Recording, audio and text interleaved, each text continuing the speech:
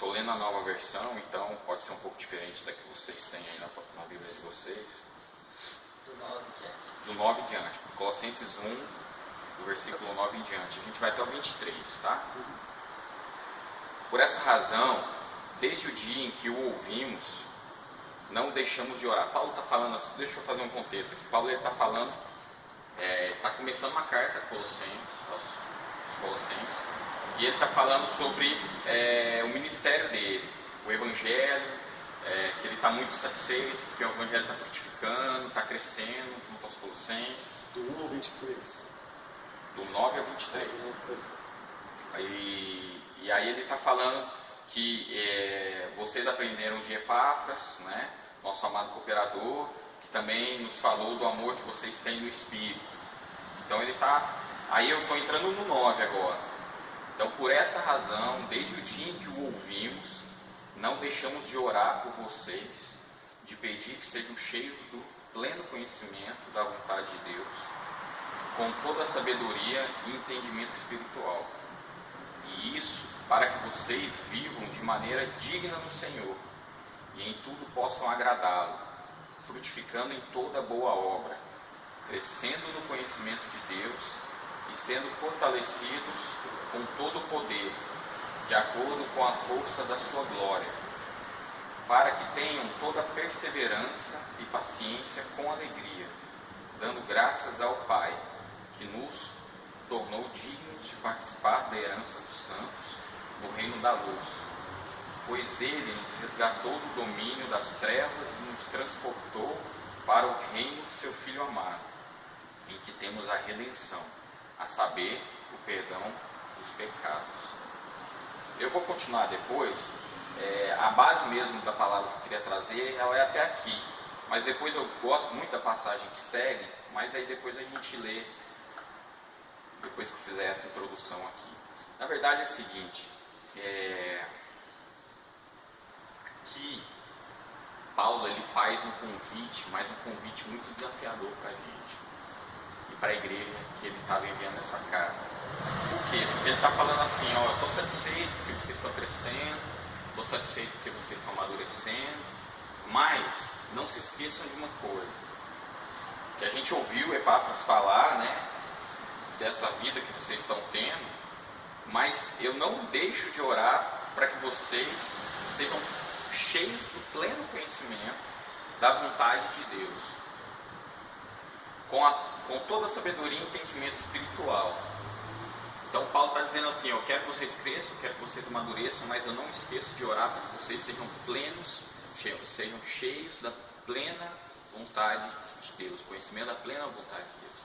Isso é uma coisa muito difícil às vezes, né? Porque a gente, por exemplo, eu estava numa decisão que eu tinha que tomar o ano passado, de me mudar para São Luís ou não, não é uma decisão simples, muda toda a sua família, você é responsável por toda a sua família, se sua família vai passar bem lá, se não vai, se o emprego vai dar certo, se não vai, existem uma série de riscos, e eu ter o conhecimento daquele momento da plena vontade de Deus, foi um momento difícil para mim, e a gente passa por essas dificuldades todo dia, da gente saber e ter o discernimento daquilo que Deus tem para a gente ou não. E esse pleno conhecimento da vontade de Deus não é simplesmente uma coisa generalizada de que a gente precisa ser íntegro, a gente precisa ser reto, a gente precisa ser justo, ser generoso, ser bondoso, ser amável. Não, é o pleno conhecimento daquilo que Deus tem individualmente para a vida de cada um de nós. Muitos dizem que é o propósito de Deus para nós, né? Muitos dizem que qual é o propósito de Deus para a sua vida, né? Podemos usar talvez essa expressão. Qual é o propósito de Deus para a minha vida? Eu sei que Deus me levantou para algumas coisas. Eu sei que Deus ele me pôs nessa vida para algumas coisas. Eu sei de algumas missões individuais que Deus traçou para a minha vida e eu carrego como bandeira para conseguir alcançar, né? E chegar na coroa, como a gente lê também, Paulo traz isso. Então, eu queria que a gente refletisse um pouco do que Deus tem individualmente para a vida de cada um de nós, como vontade dele. Mas, e que isso individual, ele sirva para a passagem seguinte, que é o versículo 10. E isso para que vocês vivam de maneira digna no Senhor. e em tudo possam agradá-lo, frutificando em toda boa obra, crescendo no conhecimento de Deus e sendo fortalecidos com todo o poder, de acordo com a força da sua glória. E essa é a parte que é o desafio, para a gente viver a vida de maneira digna do Senhor, para que em tudo a gente possa agradá-lo, frutificar em toda boa obra, crescer no conhecimento de Deus e ser fortalecido pelo poder dele. Eu sei que a Bíblia ela traz muitos desafios para a gente, e sempre quando eu me vejo diante de um desafio desse assim, tem passagens que parecem até utopia, né? Você fala, poxa Deus, como é que eu vou chegar nisso tudo? Como é que eu não tenho capacidade disso? Não está em mim o poder de me transformar nisso tudo, né? Eu lembro que uma vez um pastor disse para mim assim, Diego, a Bíblia, ela inteira pode servir de uma oração para você. Então, toda vez que você lê uma passagem, já leia como se você estivesse orando e pedindo aquilo para Deus. Porque, de fato, em nós, a gente não tem capacidade de nada disso. Mas, então, esse é o tipo de passagem que eu faria esse trabalho. Deus, e que eu possa viver de uma maneira digna ao Senhor, que em tudo eu possa agradar ao Senhor, frutificar em toda boa obra que eu faço, crescer no conhecimento do Senhor, ser fortalecido com todo o poder, de acordo com a sua glória, e que eu tenha toda a perseverança, paciência com alegria, dando graças a Deus, que nos tornou dignos de participar do reino dele, né? Que fala aqui do reino da sua luz, do reino da luz. Então, mas eu queria dar um enfoque nisso tudo, dentro da realidade da masculinidade que nós representamos dentro dos nossos lares. Qual é a nossa responsabilidade? A responsabilidade, o quanto nós temos cuidado dos nossos filhos, o quanto nós temos ministrado a vida dos nossos filhos. Nossos filhos têm sido ministrados por nós dentro de casa, eles têm sido ministrados na escola, ou enfim, no mundo. Quanto a gente tem pago o preço de oração por eles. Não eu digo pelos nossos filhos, mas pelas nossas esposas também. Nós somos responsáveis pela vida espiritual das nossas esposas. O homem, o chefe do lar, é responsável por isso. Se a sua esposa, se você está sentindo que sua esposa está fria com Deus, ou está um pouco distante, ou está um pouco desfocada daquilo que está na palavra, você é responsável por chamá-la e trazê-la de volta para a palavra. A gente tem essa responsabilidade. A gente tem responsabilidade de fazer meditações com nossas esposas. A gente tem responsabilidade de orar junto, de saber dos problemas, de suportar elas no sentido de ajudá-las. Não só emocionalmente, que elas são muito carentes emocionalmente, mas principalmente espiritualmente. Então, e isso tudo é fazer a boa obra, é a gente ser fortalecido no poder, é a gente crescer no conhecimento de Deus, no conhecimento do nosso papel dentro de casa, e a gente poder agradar e a gente viver de maneira, digna diante de Deus. Então, não podemos negligenciar as nossas responsabilidades, a gente vai ser cobrado disso um dia por Deus. A gente não pode terceirizar o cuidado do nosso lar. Eu passo muito tempo fora de casa. Eu viajo metade do mês eu estou fora de casa, trabalhando. E eu fico preocupado de quem está cuidando da minha família.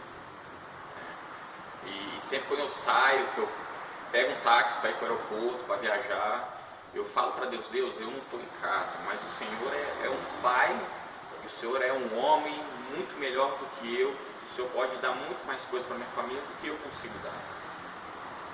Então eu confio no Senhor de que o tempo que eu estiver fora, que o Senhor seja aquele que guarda. A gente sabe aquela passagem que quando o homem sai, tem que tomar cuidado porque o ladrão ele vem à noite. E se a gente não estiver vigiando, E eu sempre lembro dessa passagem porque eu falo, Deus, eu não estou em casa, mas que o Senhor esteja me representando na sua plenitude, aquilo que o Senhor tem de melhor, muito mais do que eu. Cuide do meu filho em todo o tempo, cuide da minha esposa em todo o tempo. E que a gente possa ter essa consciência mesmo, a consciência de cuidar da nossa casa, de cuidar mesmo, porque se a gente não cuidar, realmente eles vão estar vulneráveis a todo tipo de pecado, a todo tipo de desvio. Essa semana eu estava conversando com um pastor e ele foi traído pela sua esposa, com um membro da igreja inclusive, e ele disse que ele estava triste, dizendo, né, isso foi no ano passado até, e foi uma situação difícil porque ela não quis reatar o relacionamento, eles tiveram que se divorciar. Vocês imaginam um pastor divorciado, né? Ele estava até desistindo do ministério, do pastorado dele. E ele falou assim, Diego, eu tentei de tudo reconciliar, eu tentei, orei, que ele estava disposto a perdoar, e disso tudo a gente já vê uma ação do Espírito Santo, porque eu não sei se eu no lugar dele teria a mesma atitude. É difícil a gente perdoar em uma traição, mas uma coisa estava muito clara para ele, de que em muitos momentos ele negligenciou a família dele, de que em muitos momentos o ministério dele tomou um lugar tão grande que fez com que ele não tomasse conta da sua casa da maneira que ele devia ter tomado. E o meu pensamento é sempre assim, o que eu preciso fazer para que isso não aconteça na minha casa? O que eu preciso fazer para que isso não se repita e que eu possa aprender com ele mesmo, né? Eu lembro que quando eu estava num acampamento onde eu me converti, eu estava ouvindo muitas coisas, né? Eu era do mundo, tinha 15 anos, estava ouvindo muitas coisas até engraçadas do meu ponto de vista mundano, né? E era um acampamento evangelístico, então tinha muitas pessoas que não eram cristãs, estavam lá e tudo.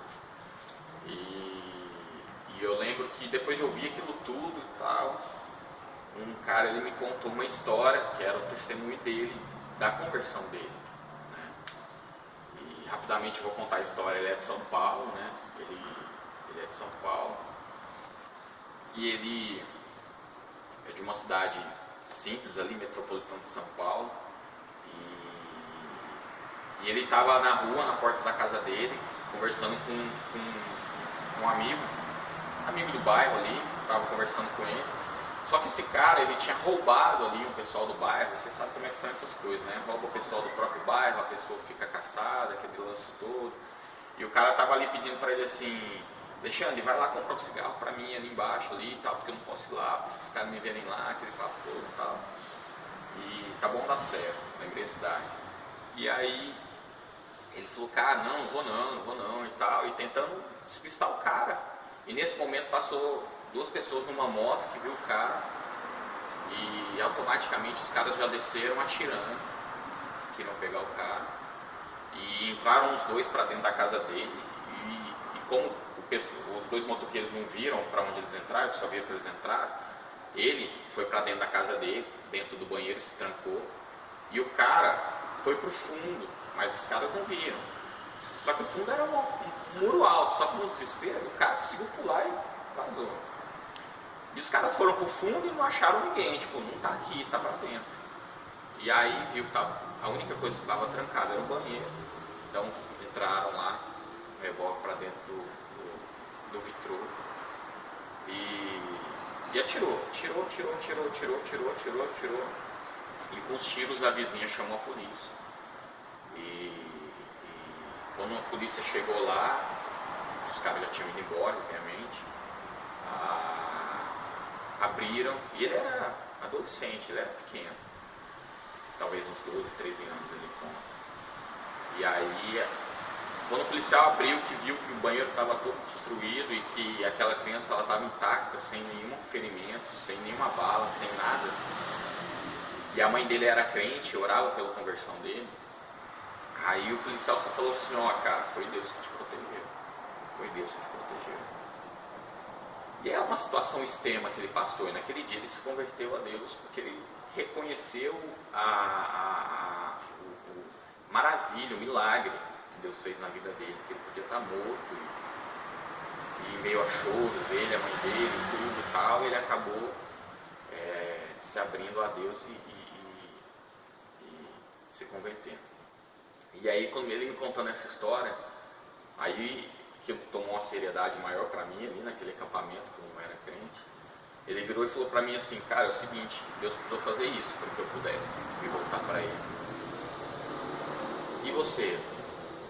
O que Deus vai precisar fazer para você, para que você se volte para Ele?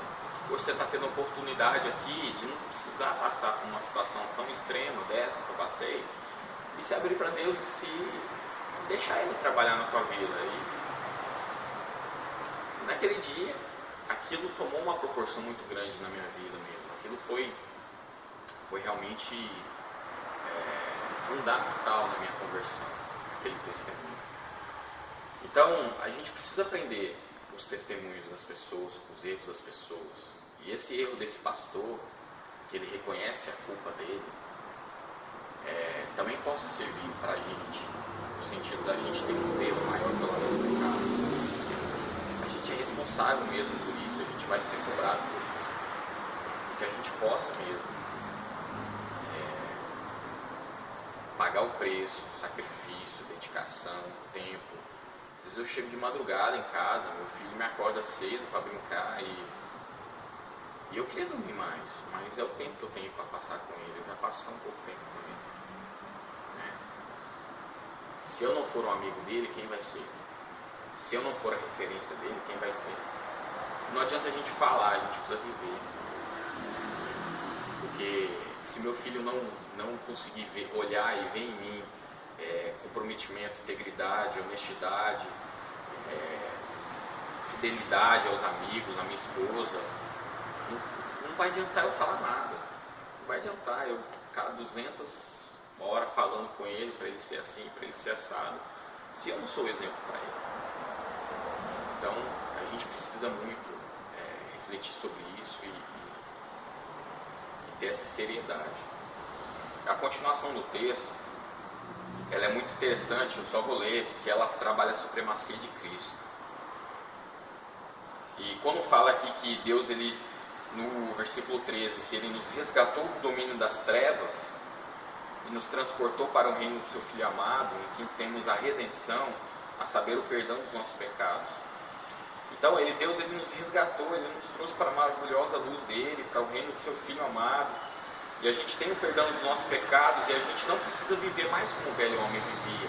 E por isso sim a gente pode agradar a Deus, a gente pode fazer as coisas de uma maneira digna ao Senhor, a gente pode crescer no conhecimento de Deus e assim por diante. E aí Paulo fala sobre